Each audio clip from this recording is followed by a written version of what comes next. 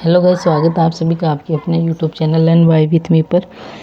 और अपने चल रहा था breathing and exchange of gases.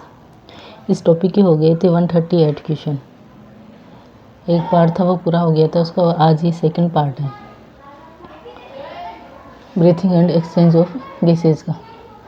पहला क्वेश्चन है, क्वेश्चन नंबर फर्स्ट है, फुफ्फुसीय श्वसन गतियाँ किसके कारण होती है। फुफ्फुसीय श्वसन गतियाँ किसके कारण होती है। ये लगभग क्वेश्चन पीछे वाले में से ही है, देखना लेकिन रिवीजन हो जाएगा। कुछ क्वेश्चन है ये भी है, फुफ्फुसीय श्वसन गतियाँ किसके कारण होती है।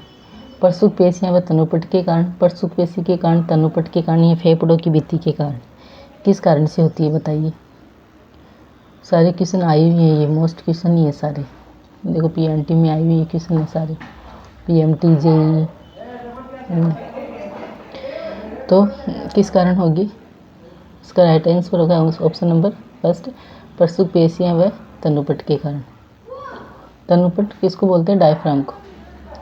नेक्स्ट क्वेश्चन देखो, सुषुप्त अवस्था के दौरान मेंढक में श्वसन होता है।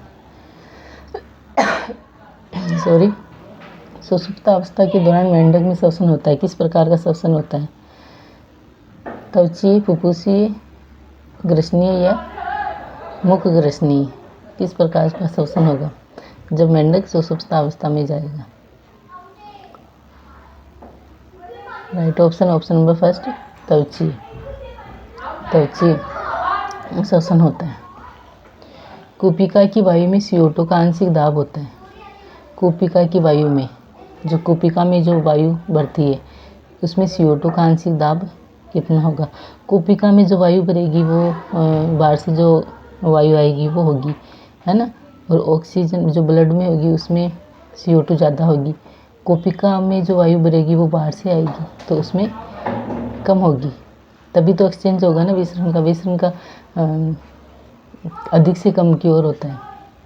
तो ये CO2 रक्त में रहेगी तो रक्त से निकल के कूपिका में आ जाएगी। कूपिका से रक्त में और फिर वापस से श्वसन होगा तो बाहर निकल जाएगी ऐसे। तो कूपिका की जो वायु में CO2 का आंशिक दाब होता है ना, वो कम होता है। और कितना होता है, 40 mm Hg, 42 mm of Hg, 44 mm of Hg, 46 46 mm of Hg। कितना होता है बताइए। राइट ऑप्शन होगा option number 4, 40 mm of Hg। Next question देखो,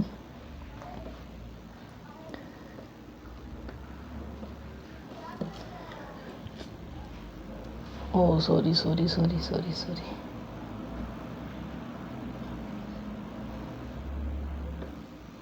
एक मिनट। नेक्स्ट क्वेश्चन देखो, फेफड़ों में अधिकतम गैसीय विनिमय का कारण है। फेफड़ों में अधिकतम गैसीय विनिमय का कारण है, क्या कारण है। सामान्य विसरण, सक्रिय परिवहन, निष्क्रिय परिवहन या सुसाध्य विसरण। फेफड़ों में अधिकतम गैसीय विनिमय का क्या कारण है बताइए। Right option. इजी से क्वेश्चन नहीं, पहले आई हुई है क्वेश्चन नहीं आया नहीं, सामान्य विसरण के कारण। ऑप्शन नंबर फर्स्ट राइट है इसका, सामान्य विसरण के कारण होता है फेफड़ों में ये गैसीय विनिमय। नेक्स्ट क्वेश्चन है, मस्तिष्क में श्वसन केंद्र किसमें उपस्थित होता है। मस्तिष्क में न्यूमेटिक सेंटर किसमें उपस्थित होता है। मेडुला ऑब्लोंगेटा में, मेडुला ऑब्लोंगेटा में, अनुमस्तिष्क में, हाइपोथैलेमस में या फिर हृदय आवरण में। किसमें होगा, जो न्यूमेटिक सेंटर है वो ब्रेन में कहाँ होगा बताइए। राइट ऑप्शन, इसका राइट ऑप्शन है option number first, medulla oblongata में। नेक्स्ट क्वेश्चन देखो, CO2 का परिवहन मुख्यतः किसके द्वारा होता है।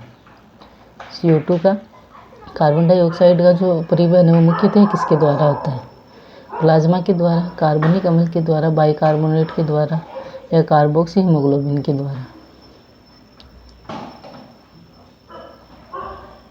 बताइए राइट ऑप्शन बताओ इसका।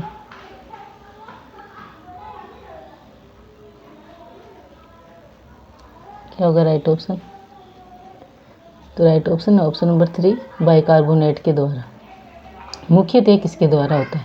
इन सभी के द्वारा होता है। 3% प्लाज्मा के द्वारा होता है। मुख्यतः किसके द्वारा होता है? बाइकार्बोनेट के द्वारा होता है। किस क्रियाविधि द्वारा ऑक्सीजन का फेफड़ों में किस क्रियाविधि द्वारा ऑक्सीजन का फेफड़ों से कोशिकाओं तक परिवहन होता है? किस क्रियाविधि द्वारा ऑक्सीजन का फेफड़ों से कोशिकाओं तक परिवहन होता है? ऊपर आया था ना ये क्वेश्चन। विसरण द्वारा, सुसाध्य विसरण द्वारा, वाष्प उत्सर्जन द्वारा या परासन द्वारा? इसका राइट ऑप्शन है ऑप्शन नंबर फर्स्ट, विसरण द्वारा। नेक्स्ट क्वेश्चन देखो, मेंढक के रक्त में कौन सा श्वसन वर्णक या ऑक्सीजन वाहक होता है? मेंढक के रक्त में कौन सा श्वसन वर्णक या कौन सा ऑक्सीजन वाहक होता है? बताइए right option. Haemocyanin, haemoglobin, hemozoin या लिम्फोसाइट्स लसीकाणु? क्या होगा? बताइए राइट ऑप्शन। मेंढक के रक्त में कौन सा श्वसन वर्णक होता है? तो इसका राइट ऑप्शन है ऑप्शन नंबर 2, हीमोग्लोबिन। हीमोग्लोबिन होता है मेंढक में भी, मनुष्य में भी हीमोग्लोबिन होता है, मेंढक में भी हीमोग्लोबिन होता है।